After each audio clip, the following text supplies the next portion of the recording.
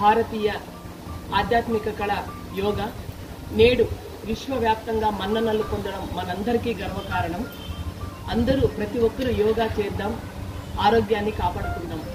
ప్రతి ఒక్కరూ తనదైన శైలిలో ఏమంటే మనం ప్రతిరోజు పొద్దున్నే వాకింగ్ చేయొచ్చు, అదేవిధంగా ప్రాణాయామం చేయొచ్చు, యోగా చేయొచ్చు. మన ఆచార విచారాల శైలి కూడా మన సాత్వికంగా ఉండాలని యోగా నిపుణులు చెప్తున్నారు. కాబట్టి మనమందరం ఆరోగ్యం కాపాడుకోవాలి. ఇటువంటి బిజీ షెడ్యూల్ ఉంది కాబట్టి ప్రతి ఒక్కరూ చాలా బిజీగా ఉంటారు. కాబట్టి సమయం మన కోసం అంటూ మనం చేయవలసింది, స్వార్థంగా చేయవలసింది మనం ఆరోగ్యాన్ని కాపాడుకుందాం.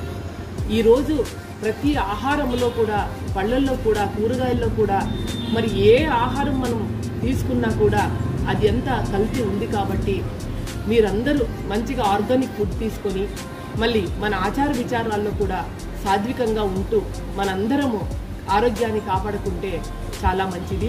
ఎందుకంటే ఆరోగ్యమే మహాభాగ్యం అని అందరూ చెప్తారు, మనం కూడా దాన్ని పాటించాలి.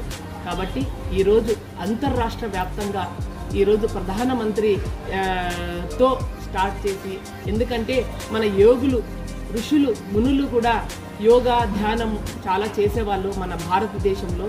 కాబట్టి ఇంతకు ముందు వచ్చినటువంటి కరోనా కూడా మనం ఎదిరించే శక్తి మనకు ఎందుకు వచ్చిందంటే మనకు ఆచార విచారాలు కానీ, మన ఆధ్యాత్మిక కానీ, మన భారతదేశంలో ఉన్నటువంటి ప్రతి ఒక్క చెట్టు పుట్ట మనకి ఆరోగ్యపరంగా మనకి మంచి చేస్తుంది. కాబట్టి మన భారతదేశాలు చాలా శక్తివంతులు. భారతదేశం అందరూ సుభిక్షంగా ఉండాలి.